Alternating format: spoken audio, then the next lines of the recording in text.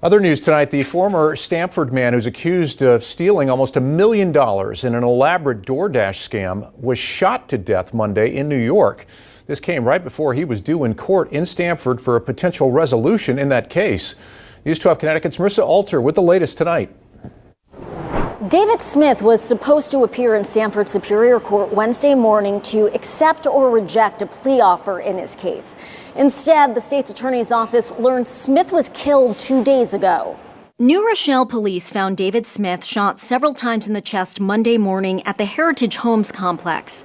Police said a personal dispute led to the 22-year-old's death.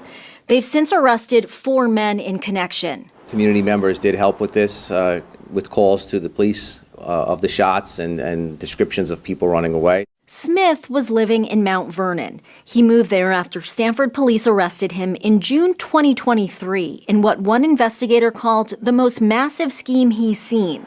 Smith is accused of scamming DoorDash drivers in California out of almost $1 million. Investigators recovered a large chunk of it, $733,000 in cash, when they seized 5 safes from his apartment. Police explained how the scam worked. They said Smith would use one of his many phones to place a fake DoorDash order in California. Then when the driver was on the way, Smith would impersonate DoorDash support and claim there was a problem with the order.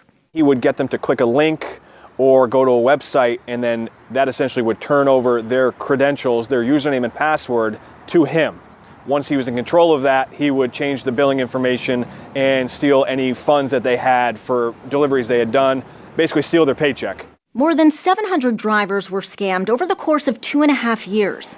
Police said Smith also stole the identities of dozens of people to open debit card accounts where he transferred the stolen money. Smith was considering a plea deal in the case at the time of his death. His decision to take the offer or go to trial had been expected at Wednesday's court hearing. The details of the deal weren't made public. As for the over $700,000 in cash that was seized in this case, Stamford police still have that money. What happens to it and whether it will go to all the victims as restitution will be determined at a hearing in March.